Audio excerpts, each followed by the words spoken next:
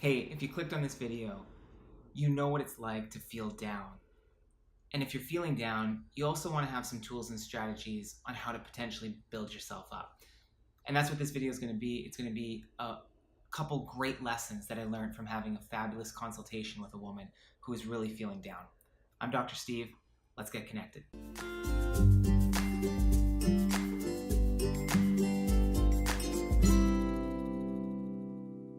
So I was consulting with a woman who came into my practice, and she walked in, and as she was filling out the forms, she was closed down, she was looking down at the ground, she was curled in, she whispered her words, and you could barely hear even what she was saying.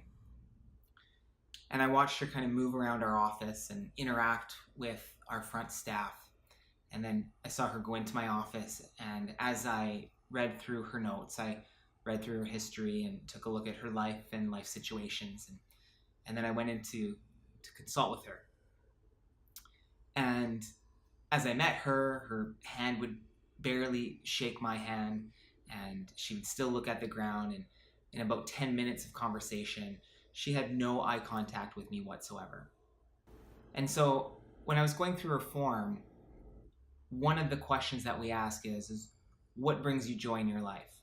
And for this particular individual, she was able to write down that her grandkids and her teaching career and her running were three things that seemed to bring her joy in life.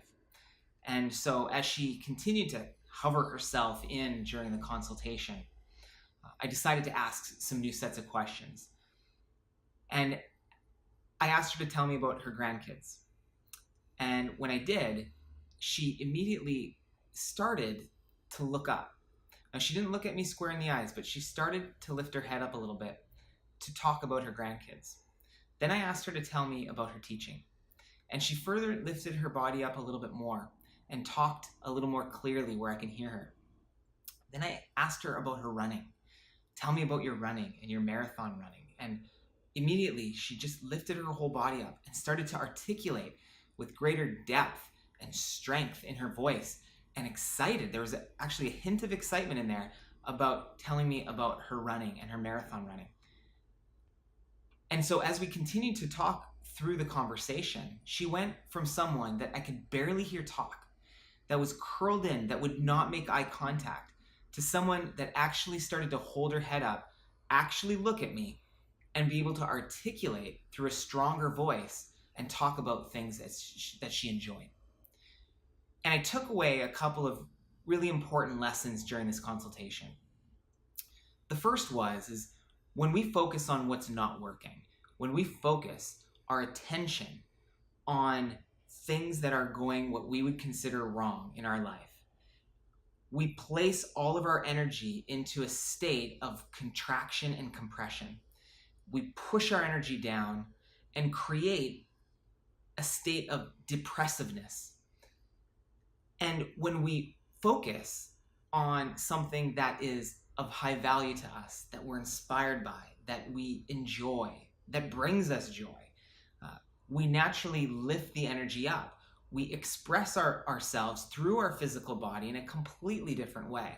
And this woman was a perfect example of that. She couldn't get any more compressed. She couldn't get any more depressed when I first started having a conversation with her.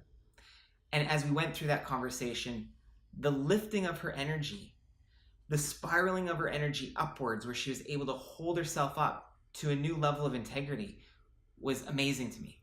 And so taking that away, I think we could definitely say that where our focus goes, our energy flows. And that's been something that's been talked about for years. And it's absolutely true. Is where we place our mental attention, where we place our focus, and the meaning that we give it, we'll set our energy into a certain trajectory and a certain path. And if we focus our energy and attention and our thought process, if we focus it on what's not working for us, where things are down, or where even things that are lower on our values, we're going to start to compress our energy and push our energy down. The interesting part with some of the research that's coming out, especially in neurology, is that it just takes 5 days for all of our cells to start to hear the state that we are in, meaning that all we need to do is focus on what's not working for 5 days, and we're already shifting our state to a depressive state. Now, focus on that for 21 to 40 days. It begins to form our identity. It does not take long. So when we're in a stupor, when we're focusing on what doesn't work, and we're doing that for even close to a month, it's starting to actually form in our nervous system. It's forming our identity. And it doesn't take long before we start labeling ourselves as depressed. So it's quite amazing how fast that process can happen. On the other hand, if we now focus on what's working, on things that we value, things that we're inspired by, and we do that for 5 days, okay, that gives our state a new chance, our cells a chance to start to move in a different direction. Well, what if we focused on what was working and things that were inspiring to us, and we did that for 21 days? And all of a sudden, that gives our cells new life and new possibility for healing and rejuvenating and recovering. So it's not all lost. If you're feeling down, it's not to forego everything. It's about, okay, acknowledging that this is the state you're in. Give me one thing that you can focus on that seemingly is working. One thing that seems to uplift your energy, and you hone your energy in on that one thing for just a period of time to give your energy an opportunity to start to uplift itself. And it can do that. You just need to focus on the time and the repetition of doing that. And repetition and time are always cornerstones in the healing process. So I want to wish you luck, and I wish for you an inspired future. And let us know if you have any questions or concerns. Subscribe, click the subscribe button below. We'd love to share more inspiring and empowering information with you.